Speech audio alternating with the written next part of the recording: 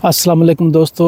आज मैं अपने शहर की सबसे ऊंची जगह पर बैठ के यूरोप के टॉप के दो ममालिक पे बात करना चाहता हूँ। ये दो ममालिक हैं स्कैंडिनेविया के नॉर्वे और डेनमार्क। तो यहाँ पे जब हम कोई वीडियो देखते हैं या कोई मालूमात लेते हैं तो हमें पता चलता कि वहाँ पे अच्छी खासी पाकिस्तानी कम्युनिटी है दोनों ममालिक यानी नॉर्वे और डेनमार्क में।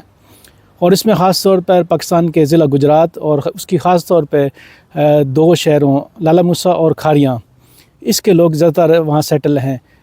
लेकिन हम ये देखते हैं कि पिछले अगर हम 20-30 सालों में देखें तो बहुत कम सुनने में आया है कि कोई बंदा वहाँ पे गया हो और सेटल हो। कहने को ये सैलरी के हिसाब से, सहूलतों के हिसाब से या क्वालिटी ऑफ लाइफ के हिसाब से जब भी इंटरनेशनल रैंकिंग आती है कि दुनिया में वो कौन से ममालिक हैं या तो वो खुश हैं या क्वालिटी ऑफ लाइफ सबसे ज़्यादा है, तो इसमें हमेशा स्कैंडिनेविया के जो 5 ममालिक हैं वही आते हैं।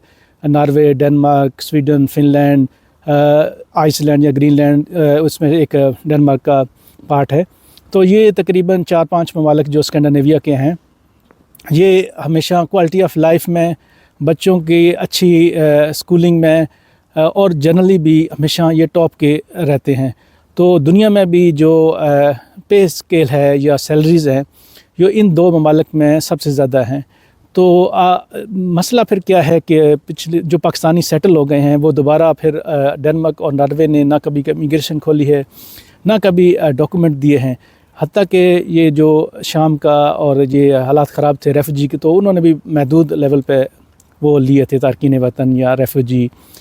तो इसमें बात यह है कि जो तकरीबन ये गुजरात के लोग जो सेटल हुए हैं वो तकरीबन 70 की दहाई में सेटल हुए हैं।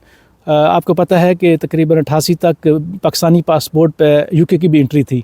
उसके बाद ये सारी एंट्रियां और सारा कुछ जो है वो बंद हुआ है। उस पर जब रुझान ज़्यादा हुआ है पाकिस्तानियों का, तो नॉर्वे और डेनमार्क में जो पहली कम्युनिटी सेटल हो गई उसके बाद तकरीबन उनके कवानीन इतने सख्त हैं कि वहाँ पे कोई भी जो हमारा नए लोग हैं उसमें सिर्फ जो हाईली क्वालिफाइड हैं वो सेटल हुए, या फिर जो मकामी लोग वहाँ पे पुराने सेटल हैं 70 जिनकी दूसरी या तीसरी नस्ल है, तो वो जो शादियाँ करके लड़की या लड़का वहाँ पे सेटल हुए हैं ज़्यादातर।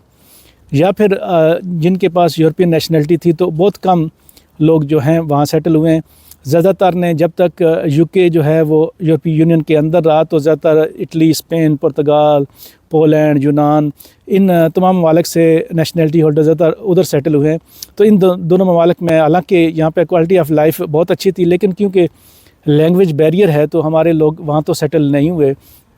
तो अब इसकी वजह यही है कि पिछले 30-40 साल में आप देख लें कि हमारी आबादी जर्मनी में बड़ी है, फ्रांस में ज़्यादा हुई, इटली में, स्पेन में, पुर्तगाल में, यूनान में 90 के बाद से।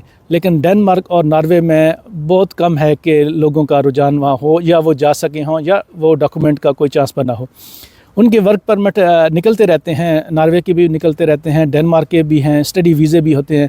लेकिन क्योंकि हम स्टडी वीज़े पे भी बहुत कम हमारे लोग आते हैं और ख़ास तौर पर रुझान भी बहुत कम है, और वर्क परमिट तो हाई स्केल में होता है, उनको लो स्केल में आम लेबर नहीं चाहिए होती। तो उसमें हमारे लोग फिर भी हम इंडिया से, बांग्लादेश से या श्रीलंका से बहुत पीछे रह जाते हैं। तो इसकी वजह यही है कि पिछले 30-40 सालों में अगर आप कह लें कि कोई ख़ास डेनमार्क या नॉर्वे में पाकिस्तानी कम्युनिटी में इजाफा नहीं हुआ, उसकी यही वजह है कि जो पुराने सेटल हैं वो तो हैं, लेकिन उसके बाद ना तो हमारे जो नेशनलिटी होल्डर थे वो वहाँ के पे सेटल हुए और ना कभी उन्होंने इमिग्रेशन खोली या डॉक्यूमेंट दिए, जैसे स्पेन, इटली या पुर्तगाल देता है या यूनान भी कभी कभी दे देता है। तो इसकी मेन वजह दोस्तों यही है कि उनके सख्त कवानीन की वजह से हमारी कम्युनिटी में इजाफा नहीं हो सका पिछले 30 सालों में।